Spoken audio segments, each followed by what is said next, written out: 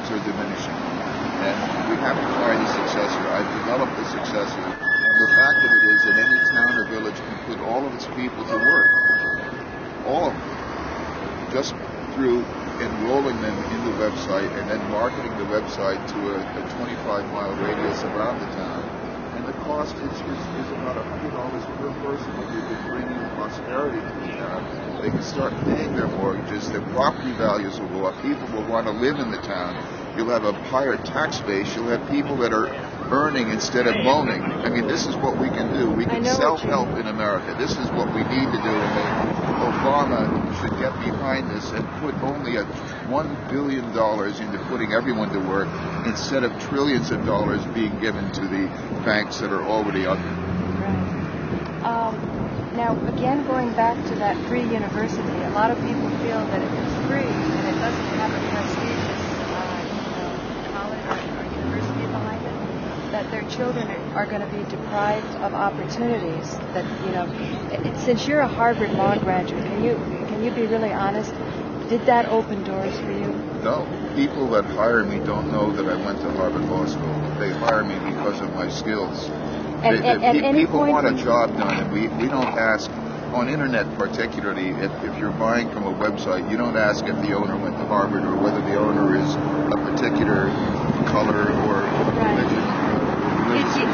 Is there something like with eBay where you find what the track record is of the buyer and seller for attorneys online? There isn't yet, but there will be. But right now, I have the opportunity for everyone to refer people to their own website to further develop the keyword ads. So that if somebody says tutor quantum mechanics college level, and there's a URL where they can click to their own website, the advertiser's website, and you can read more about what the advertiser has done, the references, the recommendations, the cost, a price list, other things of interest to the person who might want to hire somebody. So there is a way of getting additional information, but what we need in America is to have somebody, we have to have a way so that people can find how they can hire somebody like you, Joe, or anyone else that offers services. You have services that are in great demand, and the problem is that people can't find you. So that if people could only find you or find anyone that can serve them and offer, then we'll be stimulating the economy by doing something useful, and people will be paid not because of a work program, but because of the need for that job to be done. If somebody has a foot speed of death, we need help. We're willing to pay for it. But how do you find somebody? Google is not the way you find help, but a task marketplace where people say that I'm able to help them, and this is a way that we can find the help that we need at a reasonable competitive price and do so within the zip code area of the person seeking the help. So and you said something about the college, whether a college would be able to teach properly. It's no better than its teachers. The teachers are what is behind a university, and all too often in most universities, the people who do the basic instruction at the college level are not the greatest teachers there. They are the people that are studying for master's degrees, so they don't really have their best teachers in many cases teaching the courses. That's a little inside info. Well, no, but everyone knows you that. ran a college. You ran a. Well, I ran a curriculum which for about 10 years would only admit college graduates, and I even refused to accept a master's degree person. The local police captain actually attended our course. Oh, really? Oh, yeah. He took the full course, the local police captain. We had a great course, and the curriculum was taught not by professional teachers, but it was taught only by lawyers. And we had great lawyers. If we had to blow a lawyer out, we would. I mean, we could hire and fire the best. And we could get the best, retain them if the students liked them, if they learned, and if they didn't, then we could get rid of them. But in a college with tenure, it's a different problem. It's like the high school system in New York and elsewhere. They have rights not to be fired. The public does not have a right to receive a good education. They only have a right to pay for people not to get fired. And that isn't right. So tenure means that the students only have a right to attend and to pay people who can't lose their job.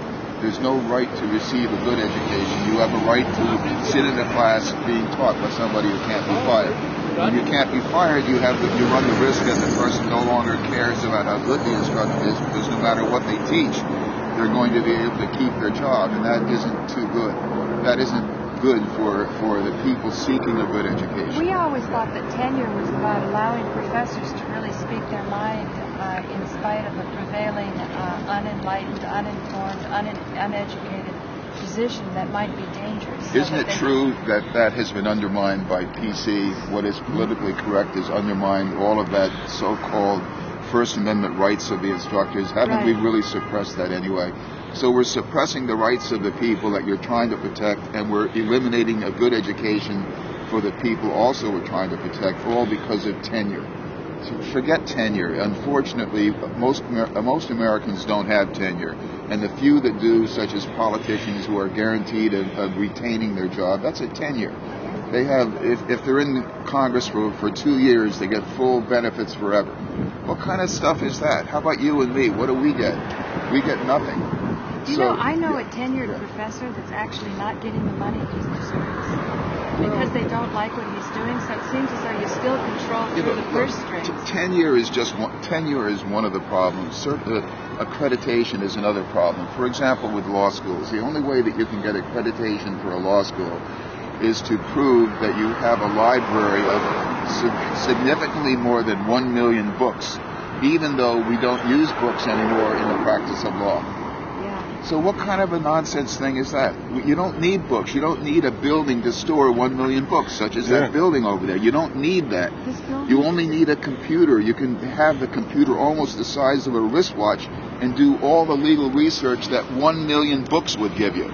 You don't need the books, and yet these are requirements, and the requirements exist in order to suppress the growth and competition of any of schools, of law schools and others. Regulation is to suppress competition in many cases. It doesn't help. Now, this is interesting because when Jane Goldberg and I were in Colorado, Wesley Kinley, the state representative, came out for this radiation hormesis clinic.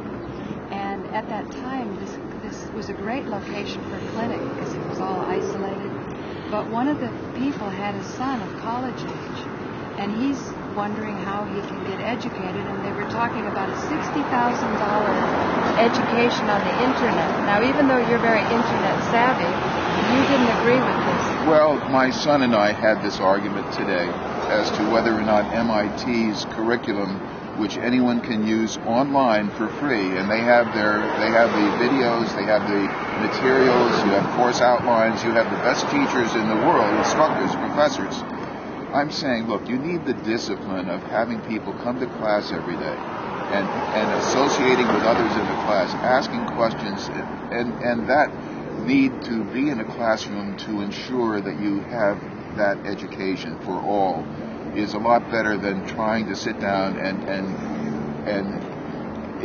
force yourself to do home study. It's a home study curriculum, and for some people, they will thrive on it. I've thrived on home study. A lot of what I know, a lot of what most of us know is home study.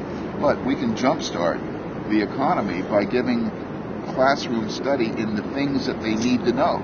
Like I had to learn all of my computer programming and website development. I had to learn that by doing it. But why should others be forced into waiting years to learn how to do it when we can instruct them in a classroom and give them a high-quality head start? There's certainly people out there, I mean, I'm sure viewers of mine and of Joe's who have these skills and are sitting there sweating bullets like it's a beautiful day, on my bike, but I think a lot of people are scared today. They don't know how they're going to pay their rent. Well, but that's exactly why we need to have a database of people willing to do specified tasks, but we don't know what those tasks are unless they announce them. You have to figure out. For example, one thing I want people to do is to read the newspapers, look at television every day, and if you see that there's a problem that you could address quickly, just put in a new ad in your website and people are going to start searching right away. You can fill an immediate need by using a website where people that see a problem on television, for example, how do you deal with people that the survivors of an airplane crash? You might figure out some angle and then put an ad in right away and develop business because you're competitive that way. We can do that. We have to find the need and fill it. It's never changed. So that's the $100 per person. The $100 per person. Finding help to develop that. The town that wants to. Articulate Let's take a town of 10,000 people. They have 3,000 people that need additional work. Most of them are unemployed, or many of them are most are either unemployed or underemployed.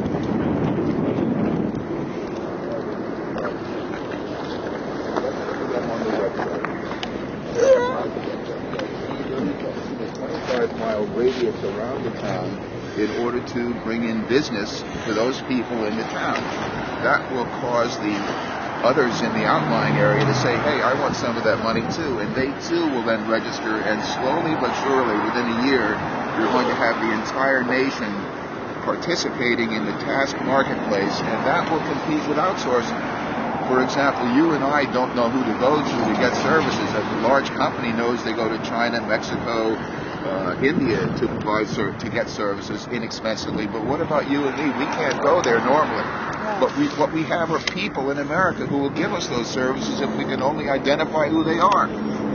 So that's what the database does. I know your idea works. In theory, it was great. We were sitting there in the Manhattan Neighborhood Network, and I was starting to understand it's my plans. Yes, my plans. And then it turns out then later, within 2 weeks, a friend of mine, Demetria, said that her speakers weren't working on her computer. It was just driving her crazy, and she said, I need big speakers. And I didn't want to go out to Brooklyn, plus I wasn't sure I could big speakers. And finally, she paid $25, put an ad on Craigslist, Right. and for another $25, somebody came out and did it. Now that $25 was a barrier probably for a couple of months. If she could have slapped up an ad for free, Oh, sure. she might have had that problem done. A task wanted ad for nothing. Yeah, sure. I mean, the guy did the job. He came over, he did it at no cost of places. It's a two-way marketplace. I've identified putting the unemployed and underemployed tasks on the website. The tasks for people that want to do work. But what about people that need a specific task? That the marketplace is there for us to advertise for people to do tasks. Right. So that part of what we need is to have those persons in a town wanting to do tasks, to have a task manager who will supervise putting the tasks on, and also watching for help wanted or task wanted ads and identifying where their principals could find some employment. So it's a different economy. It's task oriented. The jobs are filled with a lot of tasks, but many people can't hire a full-time employee just to get a task done. Right. We need to be able to hire someone to do the task and then forget the person and not have them as an overhead expense because we can't afford it. Right, and who wants to sit around 8 hours anyway if you could do something quickly that you like to? I mean, you're going to advertise for tasks you like. That is probably correct. Offering for less money, and those things you don't like, you'll offer for more money. Right, that is correct. You will find what you want to do, and you may compromise and do what you want to do and take less, or you may find that you can do something that you don't really want to do as much, but you may be able to get $50, $75, $100 an hour doing what you don't want to do, and you'll wind up wanting to do what you don't want to do. So can you elaborate again? What is a task manager? A task manager would be like imagine if you are seeking employment and you go to an employment agency and you have a consultant trying to advise you on what job to take. A task manager would be like a consultant or an agent who has an agent who finds work. A task manager would help develop work for a person that wants to perform tasks. And so the $1 billion that you're suggesting, which seems like a lot of money, but relative to the trillions, it's just the beginning of a... person. It's 10 million jobs at $100 each, and that is not expensive. Jobs, 10 million jobs. How many task managers would $1 billion employ? I would assume that in the ordinary sales relationship of the sales manager and salesman, you have one sales manager per 10 salesmen. I would assume that there's some relevance that one task manager might be able to develop website URLs and develop tasks and supervise the help wanted and other things for maybe 10 people. So, and that would be maybe a 15% commission. so that the manager might earn 150% of what his typical, what his average person would work. I've got to find some kind of a word to identify the person who performs the task. Yeah. Tasker, tasky. Now you also talk about saturating a physical area. How much radius? 25 miles. That's 2,000 square miles. That's okay. 2,000 square miles of advertising within 2,000 square miles to develop work for the people that are pinpointed in the center of that area. So that people in a small town of 10,000, you might have 3,000 people. You have 3,000 families. You might have one person per family interested in offering tasks. So you have to go door to door to each of the 3,000 homes and the 800 businesses and knock on the door and explain that this is what we have. We want you to register. It doesn't cost anything. I'm paid to try to get you to register. It's an effort by the approved effort sponsored by the town or village, and we want to register people so we can then advertise at least expense per person to the 25-mile radius around us to bring in business for you. We want to bring in task business for you. Now this 25 miles square radius, that's sort of a dynamic amount for the diversity of tasks? It relates to the radio waves, basically. If the local radio station will have about a 25-mile radius, maybe less, but television, newspaper, all of that, 25 miles is maybe a little bit more than... So you've got to saturate with knowledge and advertising. Only but with local advertising, though. That's low cost. Right. I understand. Yeah. I'm just trying to figure it out because we've got all extremes here. You've got densely populated New York City. It's harder to do this in New York. I'd have to find areas in New York. Because advertising's so expensive. Well, you would want to use like the Bay Ridge Spectator or local publications or local radio, but it's expensive in a large city. You have 50,000 watt radio stations that go for 25, 35, 50 miles, and you can't afford that because you want it. It's easier for a small town or village to get everyone employed than it is for New York City to get everyone employed. But you can easily employ everyone in a small town using this tactic.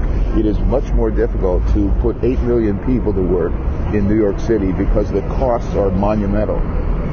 But in a small town where you can knock on every door and you can advertise them at a cost of $100, that is doable, and that is where the $1 billion would be spent most profitably at $100 per person to take every town and village in the United States beyond the top 100. That is, forget about the top 100, that's too expensive, but starting with towns and villages, cities below the top 100, this program would work easily. And you can throw in a free college in addition for nothing.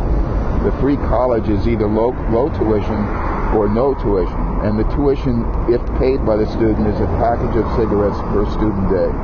That's the cost. It's $2,000 a year. It's a package of cigarettes per day. But what I like about your idea of a tuition-free university is there's more of a rapport between the eventual employers and his future workers because he understands who has been hired to teach. The teachers, so you actually have more of an awareness of the job. The local instructors would see who's in the class, would get to know them, socialize with them, and offer jobs to the local people. Yeah, this isn't distant. You're not going from a small town in Ohio to Harvard and then hoping that someone in the town remembers you. No, you go to school locally, you stay at home, you eat at home, you don't have additional expenses that you normally have with a distant college. At that point, when you transfer your cost of living really to the home instead of the school, then your cost of attending school, the cost of running the school is $2,000 per student per year. You're being very logical. Yeah. You know, I'm thinking, in my case, and where I grew up, and I bet it's even worse now, a lot of people of college age went for advanced degrees because they didn't have a job. They actually got more education. They kind of employed themselves, kept themselves busy, getting more degrees. When I was in Japan, I read a story that the Philippines extended their period of time for architects to get their degree because they wanted to keep architects off the market. It was engineers. They wanted to keep them off the market for one additional year, so they required that they have one more year of schooling. Yeah. See, Carl, we have here Gizella Weisshaus. Hi, how are you doing? Yes, we met. How are you doing? Yeah. What Carl is doing is he's announcing a method for employment, for jobs. And Gizella, when you were back in Romania, what education did you get? I didn't get too much. I got 6 classes, and this is primary school. So because by the time I was 14 and a half years old, I was an artist already. But the economy was a local